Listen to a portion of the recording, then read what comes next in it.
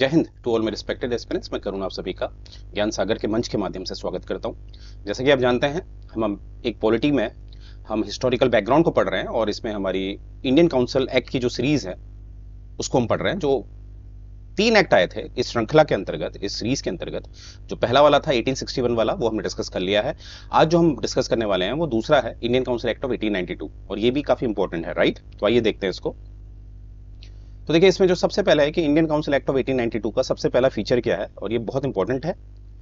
It increases the number of additional non official members in the central and provincial legislative council but maintain the official majority in them. इसका क्या मतलब हुआ, आइए इसका मतलब समझते हैं। देखिए हम जानते हैं कि 1853 वाले एक्ट से, जो गवर्नमेंट ऑफ इंडिया एक्ट था 1853 वाला, माफ कीजिएगा, जो चार्टर एक्ट था 1853 वाला, जिसमें हम जानते हैं कि एक नई काउंसिल जोड़ी गई थी गवर्नर जनरल ऑफ इंडिया की, जीजीआई मतलब गवर्नर जनरल ऑफ इंडिया की एक नई काउंसिल जोड़ी गई थी, वो थी लेजिस्लेटिव काउंसिल, जिसको मिनी पार्लियामेंट भी कहा गया, राइट।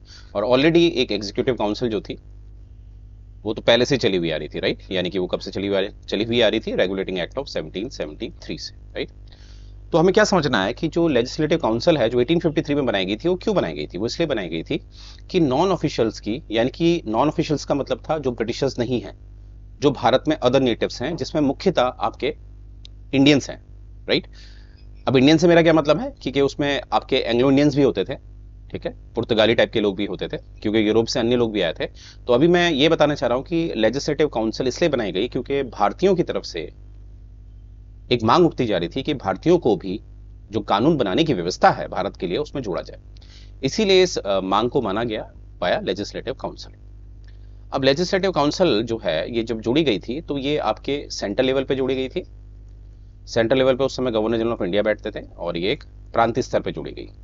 जो भी उस समय जितनी भी प्रांतें थी वहां पर गवर्नर लेवल पे जोड़ी गई, क्योंकि प्रांतों में कौन बैठते थे, गवर्नर, और सेंटर में कौन बैठते थे, गवर्नर जनरल ऑफ इंडिया। 1853। अब आगे की स्टोरी देखेंगे हम। आगे की स्टोरी ये है कि अब आप जानते ही हैं 1857 का रिवोल्ट होता है, फिर 1858 में एक एक्ट आता है, गवर्नमेंट ऑफ इंडिया एक्ट 1858 कहते हैं हम इसको, गवर्नमेंट ऑफ इंडिया एक्ट 1858। इसमें आप जानते ही हैं जो गवर्नर जनरल ऑफ इंडिया है उसको रिप्लेस कर दिया गया है वाइसरॉय से। अब इसीलिए मैं 1858 से वाइसरॉय ही बोलूंगा, राइट। ये बात भी आपने याद रखनी है, राइट।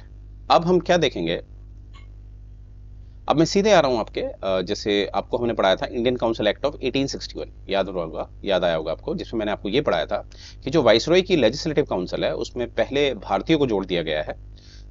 एक थे राजा ऑफ बनारस, महाराजा ऑफ पटियाला, और एक सर दिनकर राव। ये कल वाली क्लास में मैंने आपको बताया था, राइट। अब वैसे ही हम आगे इस एक्ट में क्या देखने वाले हैं, जो इंडियन काउंसिल एक्ट है 1892 का, इसमें हम क्या देखने वाले हैं, जो वाइसरॉय की लेजिस्लेटिव काउंसिल है उसमें कहीं ना कहीं जो नॉन ऑफिशियल्स की, नॉन ऑफिशियल, एनओ मतलब नॉन ऑफिशियल, इसका मतलब है अदर देन ब्रिटिशर्स और मुख्यतः भारतीय। तो नॉन ऑफिशियल्स की जो क्वांटिटी है उसको बढ़ाया गया, इंक्रीज किया गया, संख्या बढ़ाई गई है। और दोनों ही स्तरों पे वाइसरॉय, यानी कि ये सेंट्रल लेवल पे और प्रोविंस लेवल पे, जहां पर गवर्नर बैठा करते हैं, वहां पर भी हमें दिखता है कि नॉन ऑफिशियल की जो संख्या है उसको बढ़ाया गया, राइट। ये बात आपने याद रखनी है। एक बात और याद रखनी है आप लोगों ने कि जो मैंने आपको बोला ये लेजिस्लेटिव काउंसिल, इसमें क्या होता था, ऑफिशियल भी होते थे मेंबर और नॉन ऑफिशियल भी होते थे। ऑफिशियल मतलब ब्रिटिशर्स, नॉन ऑफिशियल मतलब नॉन ब्रिटिशर्स और मुख्यतः भारतीय। वही बात मेरे प्रांतीय स्तर पे भी लागू होती है। पर वैसे ही वाइसरॉय की जो एग्जीक्यूटिव काउंसिल है, हम सभी जानते हैं executive council regulating act of 1773 से बनी है, राइट। तो यहां पर जो मेंबरशिप मिल सकती थी वो सिर्फ ऑफिशियल्स को मिल सकती थी, ऑफिशियल्स मतलब ब्रिटिशर्स को। अब देखिए इंडियन काउंसिल एक्ट ऑफ 1892 में जो ये संख्या बढ़ाई जा रही है, चाहे वो सेंटर का है चाहे वो प्रांतीय स्तर है, तो आपको ये ध्यान देना है कि ये संख्या तो बढ़ाई जा रही है, पर इस बात का ध्यान दिया जा रहा है कि अभी भी जो ऑफिशियल मेजोरिटी है वो हमारे ऑफिशियल्स की होनी है। आई रिपीट, जो मेजोरिटी होगी, जो संख्या में बहुमत होगा, वो अभी भी किसके पास होना चाहिए, ब्रिटिशर्स के पास, चाहे वो केंद्र स्तर है चाहे वो प्रांतीय स्तर है। एग्जाम्पल से समझ लेते हैं, टेक एन एग्जाम्पल कि जो नॉन ऑफिशियल है, इमेजिन करते हैं वो 2 थे, अब उनको 4 कर दिया गया है। कितना कर दिया गया है, बढ़ा दिया गया है 4, सेंटर लेवल पे, तो वैसे ही ऑफिशियल का ये ध्यान रखा जाएगा कि ऑफिशियल की जो संख्या होगी उसको एक्स मान लेते हैं, वो हमेशा ग्रेटर देन 4 होगी, जिससे कि कहीं ना कहीं जो कंट्रोलिंग है वो ज्यादातर ब्रिटिशर्स के पास रहे। तो व्हाट आई मीन टू से, इंडियन काउंसिल एक्ट ऑफ 1892 से हमें दिख रहा है कि नॉन ऑफिशियल मेंबर्स की, चाहे वो सेंटर है चाहे वो प्रोविंस है, उसमें संख्या बढ़ाई जा रही है, पर इस बात का भी ध्यान दिया जा रहा है कि ये संख्या जो ऑफिशियल मेंबर्स हैं उनसे कम रखी जाए, उनसे कम रखी जाए। ये बात अपनी अच्छी तरह याद रखनी है, राइट। तो ये पॉइंट हमें समझ में आ गया। नेक्स्ट देखते हैं, it increase the function of legislative council. अब इसको समझ लेते हैं ये क्या है। देखिए इसमें क्या है कि अब जैसे मैंने आपको बताया था कि लेजिस्लेटिव काउंसिल बनाई तो थी 1853 में, पर अभी भी हमें यह दिख रहा था कि जो लेजिस्लेटिव काउंसिल में जो नॉन ऑफिशियल्स को जोड़ा जा रहा, यानी कि इंडियंस को जोड़ा जा रहा है, उनके पास कोई एक एक अपने विचारों को रखने का कोई भी प्रावधान नहीं था, यानी कि वो अपना प्रस्ताव नहीं रख सकते थे, उनको इस तरह की कोई शक्ति नहीं मिली थी। प्रस्ताव को हम रेजोल्यूशन कहेंगे। प्रस्ताव रखने का कोई अधिकार नहीं था, मतलब एक कठपुतली बने हुए थे। इसीलिए भारत की तरफ से मांग उठती हुई आ रही थी 1853 से कि भारतीयों को भी कहीं ना कहीं एक शक्ति दी जाए कि वो अपने प्रस्ताव रख सकें। तो कहीं ना कहीं हमें दिखता है कि ये प्रस्ताव वाली बात, ये रेजोल्यूशन वाली बात कहीं ना कहीं मानी गई इंडियन काउंसिल एक्ट 1892 से। बट याद रखिएगा कि प्रस्ताव तो ये दे सकते थे, प्रस्ताव तो ये एक तरह से ला सकते थे, और एग्जीक्यूटिव से ये प्रश्न पूछ भी सकते थे, एग्जीक्यूटिव से ये प्रश्न पूछ भी सकते थे, बस सप्लीमेंट्री क्वेश्चन नहीं पूछ सकते थे। याद रखिएगा ये बात, सप्लीमेंट्री, यानी कि सप्लीमेंट्री क्वेश्चन मतलब होता है एक ही विषय में एक से ज्यादा प्रश्न पूछना, यानी कि एक विषय में जो नॉन ऑफिशियल्स हैं, जो इंडियंस हैं, वो एक ही प्रश्न पूछ सकते थे। जैसे आप मुझसे पूछेंगे, जैसे आपको लग रहा है कि मेरा कुछ मूड ठीक नहीं है, तो आप पूछेंगे क्या हुआ, क्या हुआ सर आपको, तो मैं बोलूंगा कुछ नहीं। फिर आपके मन में क्यूरियोसिटी होगी, आप कहेंगे सर बताइए तो सही, अगर आप मेरी चिंता करते होंगे। तो आपने देखा कि सच जानने के लिए एक ही मुद्दे पे मुझे एक से ज्यादा प्रश्न पूछने पड़ते हैं। पर यहां पर आपको दिख रहा होगा कि प्रश्न पूछने की आजादी तो मिली, परंतु सप्लीमेंट्री क्वेश्चन नहीं पूछ सकते। ये बात आपने याद रखना है, और एग्जाम में याद रखिएगा, अगर आपसे पूछा जाएगा कि नॉन ऑफिशियल्स को पहली बार प्रश्न पूछने की आजादी कब मिली, तो वहां पर इंडियन काउंसिल एक्ट 1892 में क्लिक करके आएंगे और पूछा जाएगा सप्लीमेंट्री क्वेश्चंस कब पूछे गए, तो इसके बाद वाला इंडियन काउंसिल एक्ट 1909, जिसकी हम आगे चर्चा करेंगे, राइट। तो यहां पर आपने देखा होगा, it increase the function of the legislative council and give the power of discussing the budget and addressing the question to the executive, जो मैंने अभी आपको बताया। परंतु ये बात याद रखना, नो सप्लीमेंट्री क्वेश्चन। तो आगे बढ़ने से पहले मैं फिर कहना चाहता हूं आपसे, जैसे कि आप जानते हैं पंजाब पीसीएस आ चुका है, हरियाणा सिविल सर्विसेज भी आने वाला है, और यूपीएससी तो आएगा ही, राइट। तो आप देख पा रहे होंगे किस तरह से आपको पढ़ाया जा रहा है, डेप्थ में पढ़ाया जा रहा है। मेरा जो अनुभव है, मेरी जो मेंस राइटिंग का अनुभव है, वो मैं आपके साथ साझा कर रहा हूं, किस तरह से हमने पढ़ना होता है, कैसे कॉन्सेप्चुअली हमें साउंड करना है। अगर ये हमारा प्रयास आपको पसंद आता है तो कमेंट करिए, शेयर करिए, राइट। और अगर आप इंटरेस्टेड हैं ऑफलाइन में, तो आप सेक्टर 34 में आ सकते हैं, किसी से भी पूछेंगे ज्ञान सागर इंस्टीट्यूट का है, कोई भी आपको बताएगा। और आइए, और 3 दिनों का डेमो बिल्कुल फ्री है, राइट। चलिए आगे देखते हैं। It provided for the nomination of some non official member of the central. अब देखिए ये बड़ा इंटरेस्टिंग सा है, इसको समझते हैं।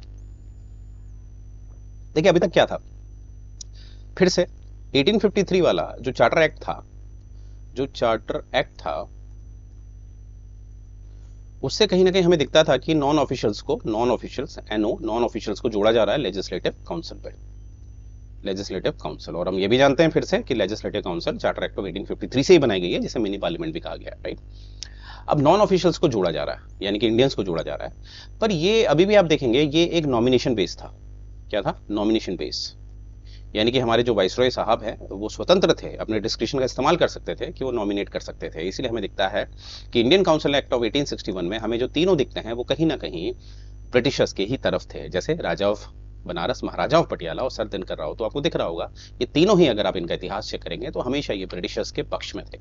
इसीलिए ये देखा जा रहा था कि ब्रिटिशर्स उन्हीं को अपनी लेजिस्लेटिव काउंसिल में शामिल कर रहे थे जो उन्हीं के पक्ष में थे।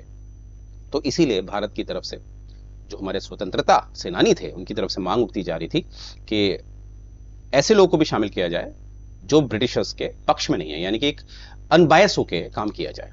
तो इसीलिए कहीं ना कहीं इस एक्ट में, यानी कि इंडियन काउंसिल एक्ट ऑफ 1892 में हमें क्या दिखता है?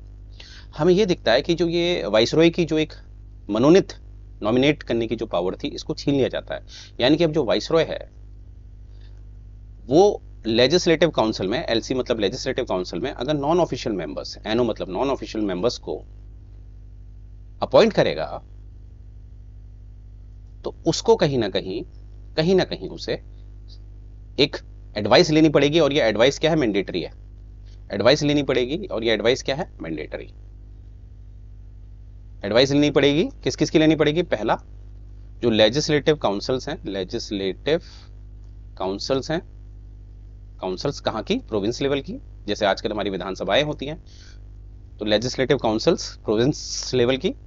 और दूसरा जो है Bengal chamber of commerce, Bengal chamber of commerce. आप जानते हैं चैम्बर मतलब ऑफिस होता है, एक प्लेटफॉर्म होता है, और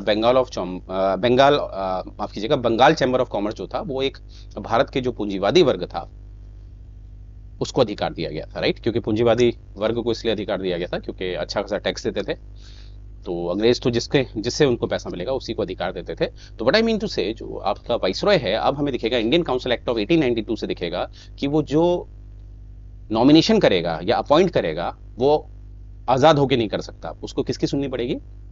इन सब की। अब देखिए सिंपल सी बात है, अगर आप ध्यान दीजिएगा, अगर आपको किसी फैसले पर आप कोई फैसला लेते हैं, कोई डिसीजन लेते हैं, और आपको काफी लोगों को शामिल करना पड़ रहा है, काफी लोगों को शामिल करना पड़ रहा है, आप किसकी सुनेंगे? आप इसीलिए सबसे बेस्ट तरीका होता है चुनाव, इलेक्शन। आप इलेक्शन कराते हैं और इलेक्शन में जो भी मेजोरिटी में डिसीजन आता है, बहुमत में डिसीजन आता है, यानी कि मिनिमम 50% +1, तो ये जो डिसीजन आता है मेजोरिटी पे आता है, इस पे आप हामी भर देते हैं। तो इसीलिए क्या हुआ कि जब अब इसके भविष्य में, यानी कि इंडियन काउंसिल एक्ट ऑफ 1892 के बाद से हमें दिख रहा है कि जो वाइसरॉय हैं वो जो नॉमिनेशन कर रहे हैं उसमें वो इलेक्शन करवाते हैं। क्या करवाते हैं? Election, right? इलेक्शन करवाते हैं। पर ये बात आपने अच्छी तरह ध्यान देनी है कि ये इलेक्शन शब्द का, ये जो इलेक्शन वर्ड आपको दिख रहा है, इस शब्द का कहीं पर भी इंडियन काउंसिल एक्ट 1892 में इस्तेमाल नहीं किया गया, नहीं किया गया। नो, इस्तेमाल इलेक्शन शब्द का इस्तेमाल नहीं किया गया है इंडियन काउंसिल एक्ट ऑफ 1892 में, राइट? ये बात आपने अच्छी तरह याद रखनी है। ऑल्दो वाइसरॉय ने अपने एक जुरिस्डिक्शन के तहत उसने इलेक्शन कराए, पर ये औपचारिक तरीके से नहीं थे, क्योंकि ये इंडियन काउंसिल एक्ट ऑफ 1892 में नहीं बताया गया था। ये वर्ड इलेक्शन कहीं पर भी नहीं था। ये बात आपने अच्छी तरह याद रखनी है, वेरी इंपॉर्टेंट, राइट? तो अगर आपको ये बात समझ में आई है तो आगे हम क्या पढ़ेंगे? आगे हम ये समझेंगे, और वैसे ही अगर आप देखेंगे जो ये तो हमने केंद्र स्तर का देखा कि सेंट्रल लेवल पे जो लेजिस्लेटिव काउंसिल है वहां पर अपॉइंट करने से पहले किसकी सुनी जाएगी? Legislative councils of provinces plus Bengal chamber of commerce, ठीक है? और वैसे ही अगर मैं कहूं स्टेट लेवल पे, यानी कि प्रोविंस लेवल पे, उस समय प्रोविंस कहते थे, प्रोविंस लेवल पे, तो वहां पर भी जो गवर्नर, क्योंकि प्रोविंस में कौन बैठा है? गवर्नर बैठा है, तो वो जो गवर्नर है, जो लेजिस्लेटिव काउंसिल है अपनी, वहां पर जो भी अपॉइंट करेगा वो किसके कहने से करेगा? वो करेगा आपके जो वहां पर लोकल बॉडीज, जैसे म्यूनिसिपैलिटीज, जैसे ट्रस्ट, जैसे कॉलेजेस, सो ऑन, यानी कि लोकल बॉडीज जो हैं उनको शामिल करेंगे। तो व्हाट आई मीन टू से, आपको ये याद रखना है कि कहीं ना कहीं अब 1892 से हमें क्या दिख रहा है? एक लोकतंत्र का आगाज दिख रहा है। क्योंकि देखो, चाहे औपचारिक रूप से इसमें इलेक्शन की बात नहीं की गई थी, परंतु इलेक्शन कराए, चाहे वो सेंट्रल लेवल पे हो चाहे वो स्टेट लेवल पे हो, यानी कि प्रोविंस लेवल पे हो, इलेक्शन शब्द हमें दिखता है, चाहे औपचारिक नहीं है, ये बात याद रखना। तो इसीलिए हम कह सकते हैं कि लोकतंत्र का एक आगाज हुआ, क्योंकि इलेक्शन, जो चुनाव होते हैं, वो लोकतंत्र का एक अभिन्न अंग होता है, इनसेपरेबल पार्ट होता है, राइट? ये बात अपनी याद रखनी। तो यहां पर क्या लिखा है देखिए, central legislative council by the viceroy on the recommendation of provincial legislative council, मैंने बताया आपको, और बंगाल चैम्बर ऑफ कॉमर्स। और प्रोविंस लेवल पे क्या था? जैसे मैंने आपको कहा था, लोकल बॉडीज, जैसे डिस्ट्रिक्ट बोर्ड्स हो गए, म्यूनिसिपैलिटीज हो गई, यूनिवर्सिटीज हो गई, ट्रेड एसोसिएशन हो गए, जमींदार, चैम्बर्स, ये सब मिलकर क्या करेंगे? जो राय देंगे, जो भी नाम देंगे, उन्हीं में से चूज करेंगे कौन, चाहे वो सेंट्रल लेवल पे वाइसरॉय हैं या प्रांतीय स्तर पे गवर्नर है। Very important. आगे क्या है? The act made a limited and indirect provision for the use of election. देखिए, इलेक्शन का इस्तेमाल किया गया, इलेक्शन हुए, परंतु यहां पर इलेक्शन शब्द का इस्तेमाल बिल्कुल नहीं किया गया। ये बात आपने याद रखना, क्योंकि जो नॉन ऑफिशियल सीट्स भरी जा रही हैं, जैसे मैंने आपको बताया था, जैसे कि मैंने आपको बताया था कि जो नॉन ऑफिशियल सीट्स भरी जा रही हैं, आप कैसे भरी जाए, जब भी आप फैसले लेने का अधिकार काफी लोगों के पास आ गया, तो उसमें एक ही तरीका होता है, आप चुनाव करा लीजिए और बहुमत के हिसाब से फैसला हम दे सकते हैं, जिससे कि सभी लोग खुश हो जाते हैं, राइट। सबसे बढ़िया तरीका यही है। तो यहाँ पर हमें क्या दिखता है कि इसीलिए हमें दिखता है कि इलेक्शन शब्द का इस्तेमाल बिल्कुल नहीं हुआ है, परंतु इलेक्शन हुए हैं। The process was described as a nomination made on the recommendation of certain bodies. मतलब यहाँ पर फिर ये दर्शाया गया है कि जो नियुक्ति की जा रही है वो कहीं ना कहीं अकेले वाइसरॉय के द्वारा नहीं की जा रही है, सेंट्रल लेवल पे या गवर्नर के द्वारा नहीं की जा रही है, प्रांतीय स्तर पे ये की जा रही है बहुत सारे जो प्रख्यात, जो प्रसिद्ध इंस्टीट्यूशंस हैं उनके माध्यम से ये नियुक्ति की जा रही है, जिससे कि एक तरह की डिक्टेटरशिप ना दिखे और भारतीय कहीं ना कहीं खुश हो जाए, राइट। ये बात आपने याद रखनी। अब जो दूसरा है हमारा वो है इंडियन काउंसिल एक्ट ऑफ 1909। तो इसको हम नेक्स्ट देखेंगे, कंटिन्यू आपको ये लेक्चर्स मिलेंगे। और अंत में मैं कहना चाहता हूँ बहुत अच्छा मौका है, बहुत सुनहरा मौका है। पंजाब पीसीएस है, हरियाणा सिविल सर्विसेज आ रहा है, राइट। और काफी पेपर्स आपके आने वाले हैं, तो अच्छी तरह तैयारी करिएगा। मैंने हमेशा आपसे बात कही है कि जो यूपीएससी की तैयारी करते हैं उनकी एज एक लिमिटेड होती है, 32 ईयर्स। जब उनकी एज 29 आसपास पहुंचती है तो वो भी आपके पीसीएस लेवल में अप्लाई करते हैं, वनडे में अप्लाई करते हैं, क्योंकि उनको सीट सिक्योर करनी होती है। तो एग्जैक्टली आपका जो कॉम्पिटिशन है वो एक ऐसे एस्पिरेंट से होता है जिसने बहुत डेप्थ पढ़ा हुआ है। तो इस चीज को याद रखिएगा। तो यहीं से मैं सेशन एंड करने जा रहा हूं। जय हिंद गाइस।